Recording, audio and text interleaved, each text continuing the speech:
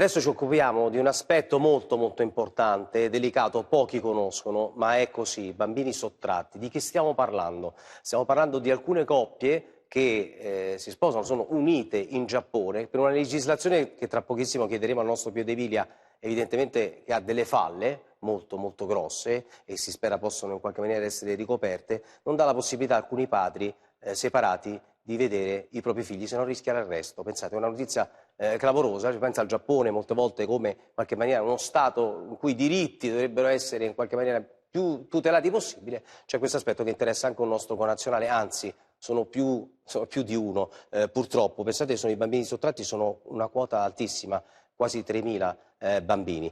Pio D'Emilia, buongiorno a te e a Tommaso Perina, che è ospite, ovviamente. Andate pure. Sì, buongiorno Milo, buongiorno a tutti. Allora, intanto qualche precisazione perché nelle cifre ci siamo un po' persi. Allora, intanto i bambini sottratti in Giappone, pensate, non sono 3.000, sono 3 milioni quasi, 2 milioni e 700.000. Che cosa intendiamo per bambini sottratti?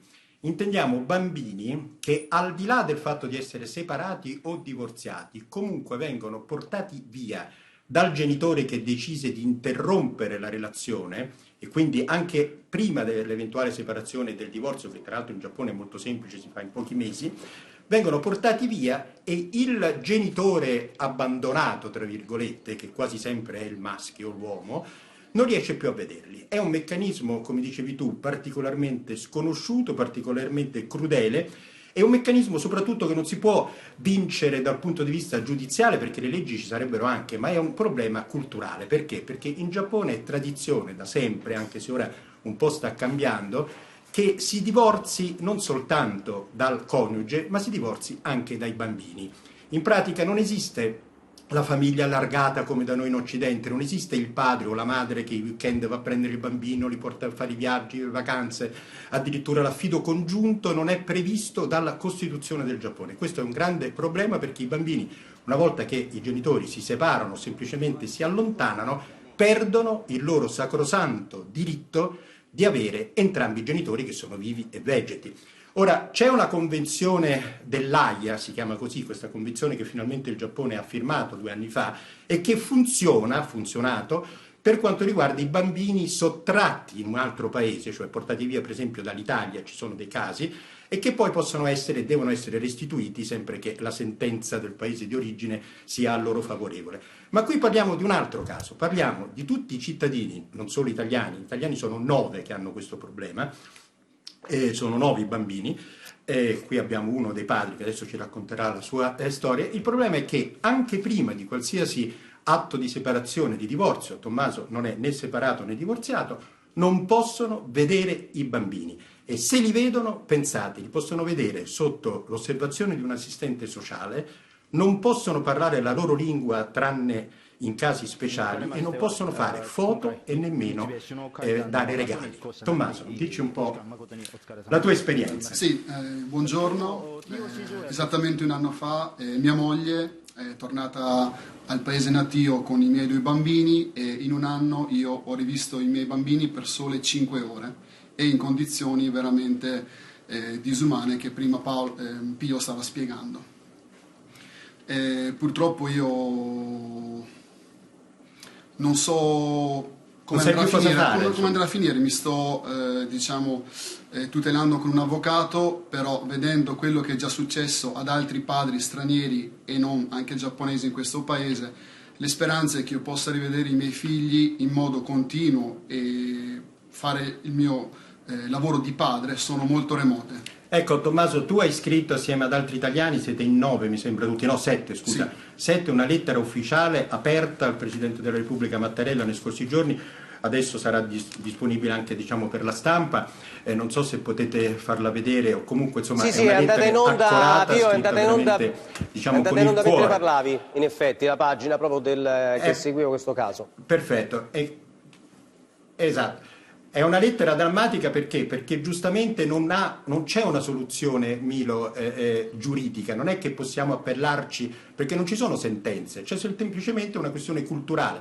Bisognerebbe in qualche modo politicamente, ed ecco perché il governo italiano potrebbe forse muoversi in questo, per far capire che questo concetto della separazione, del divorzio anche dai bambini è un concetto che da noi non è condiviso.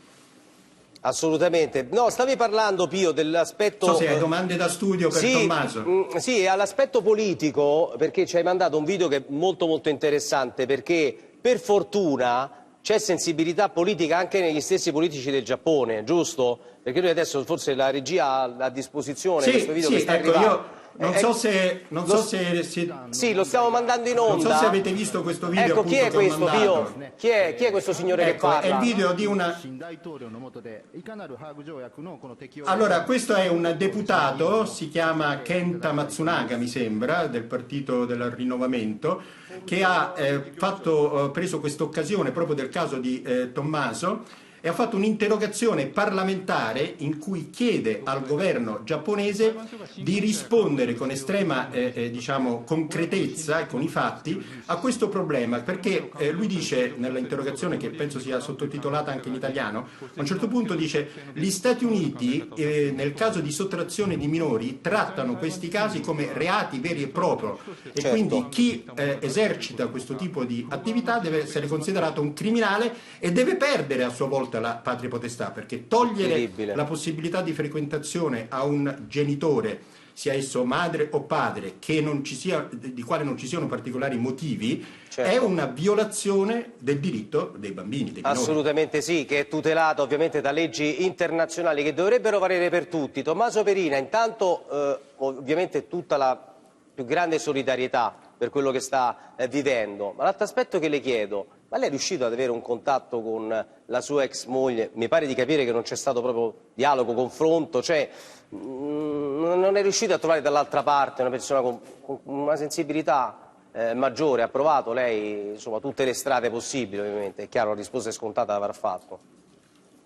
Ecco Milo, scusami che devo dirgliela perché lui non è microfonato. Ti sta chiedendo da studio se ovviamente sta esprimendo la sua solidarietà, però anche dice: non hai la possibilità di parlare direttamente con la signora, che tra l'altro è ancora tua moglie e alla quale tu mi dicevi ancora vuoi bene, riesci a parlarci fisicamente, a ridurla, come dire, alla ragione, come si dice?